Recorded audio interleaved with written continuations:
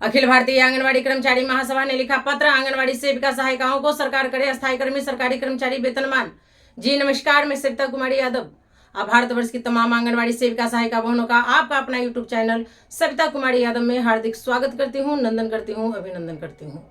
बहनों, आपको बताते चले कि 25 अक्टूबर 2024 को आईसीडीएस निदेशक महोदय के साथ सभी संघ के प्रतिनिधियों की एक बैठक संपन्न हुई, जिसमें आंगनवाड़ी सेविका सहायिकाओं की प्रमुख मांगों जैसे आंगनवाड़ी सेविका सहायिका के मानदेय, ग्रेच्युटी, नया मोबाइल रिचार्ज, आंगनवाड़ी केंद्र पर मेनू के अनुसार बर्तन उपलब्ध कराने जैसे विभिन्न मांगों पर विचार विमर्श हुआ, जिसकी एक प्रति आईसीडीएस निदेशक महोदय के साथ संघ के सभी प्रतिनिधियों को उपलब्ध कराई गई। आपको बताते चले कि इसी क्रम में आईसीडीएस निदेशक महोदय द्वारा एक प्रमुख जानकारियां आंगनवाड़ी संघ के प्रतिनिधियों को दी गई।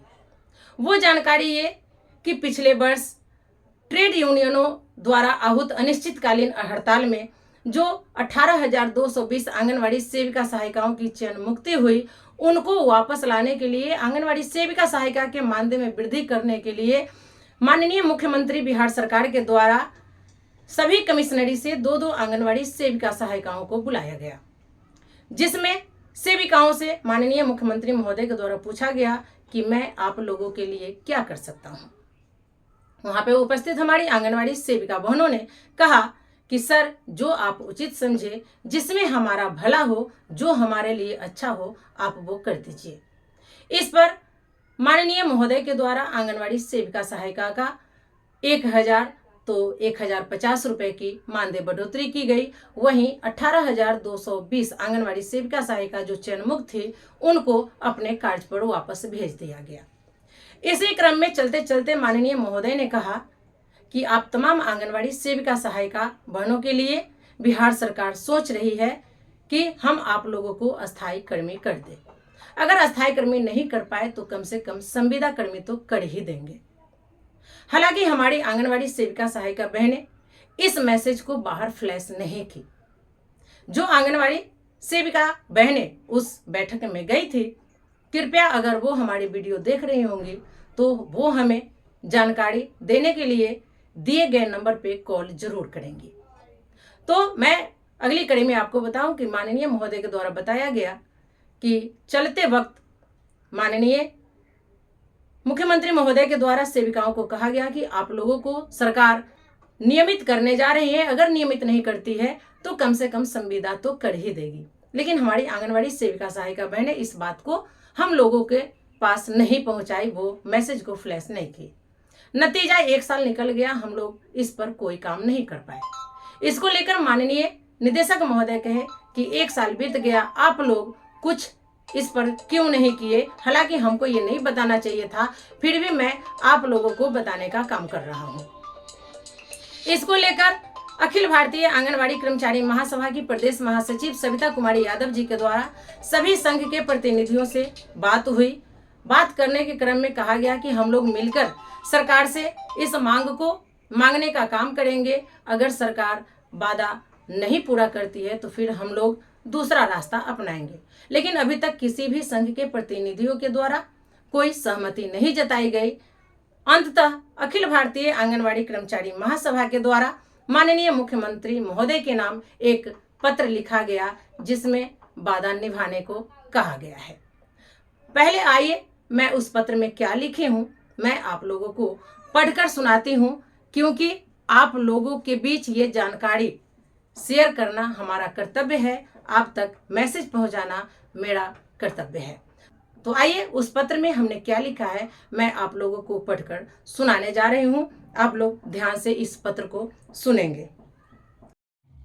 तो आप देख सकते हैं, ये है मुख्यमंत्री सचिवालय, दिनांक 2 दिसंबर 2024, नाम सविता कुमारी।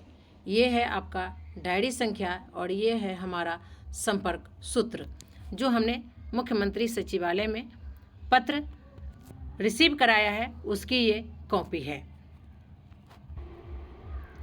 आप देख सकते हैं, अखिल भारतीय आंगनवाड़ी कर्मचारी महासभा के पत्रांक 42 दिनांक 2/12/2024 के आलोक में ये पत्र रिसीव कराया गया है, जिसमें लिखा गया है, सेवा में माननीय मुख्यमंत्री बिहार सरकार। विषय श्रीमान द्वारा दिए गए आश्वासन के संबंध में।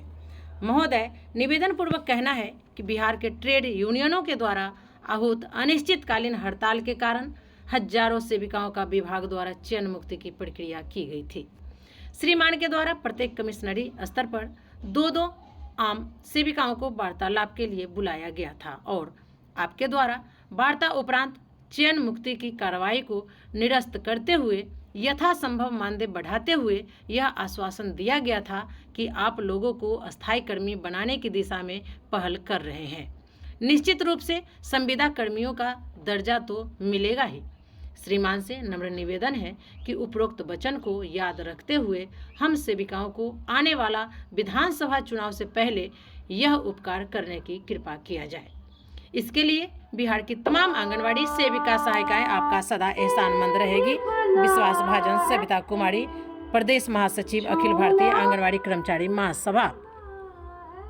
तो आप लोगों ने देखा, आंगनवाड़ी सेविका सहायिकाओं की मांगों को लेकर अखिल भारतीय आंगनवाड़ी कर्मचारी महासभा हमेशा से आवाज उठाते रही है और आवाज उठाते रहेगी। मैं अंत में फिर से एक बात आप लोगों को दोहराना चाहूंगी, याद दिलाना चाहूंगी कि भले ही आप प्रदेश लेवल पे अपना संगठन बनाए हुए हैं, लेकिन राष्ट्रीय लेवल पर सिर्फ और सिर्फ अखिल भारतीय आंगनवाड़ी कर्मचारी महासभा ही संघ है जो आप तमाम आंगनवाड़ी सेविका सहायिकाओं की लड़ाई को लड़ती है, जिसके राष्ट्रीय अध्यक्ष माननीय गुलाब सिंह जी हैं। माननीय गुलाब सिंह जी के नेतृत्व में हम बिहार की तमाम आंगनवाड़ी सेविका सहायिकाएं भी काम कर रहे हैं। अन्य राज्यों की भी हमारी आंगनवाड़ी सेविका सहायिकाएं काम कर रही है। जब भी आप अस्थायी कर्मी होंगे, सरकारी कर्मचारी होंगे, वेतनमान होंगे, तो वो आप केंद्र सरकार से ही होंगे और केंद्र सरकार से हमें अपनी लड़ाई जारी रखनी पड़ेगी। इसके लिए हम लोग सुप्रीम कोर्ट का दरवाजा खटखटाएंगे और रोड से कोर्ट तक की लड़ाई को लड़ेंगे। इस बीच में जो उम्मीद बिहार सरकार से जगी है, इसको लेकर भी अखिल भारतीय आंगनवाड़ी कर्मचारी महासभा सजग है और पत्राचार किया है। देखिए उस पत्र का जवाब क्या आता है, उसका अब इंतजार है। जैसे ही उसका जवाब आता है, मैं आप लोगों के बीच पहुंचाने का काम करूंगी। तो चलिए आज के वीडियो में बस इतना ही। फिर मिलती हूं अगली वीडियो में कुछ और नई जानकारियों के साथ। तब तक के लिए आप हमें विदा दीजिए। नमस्कार।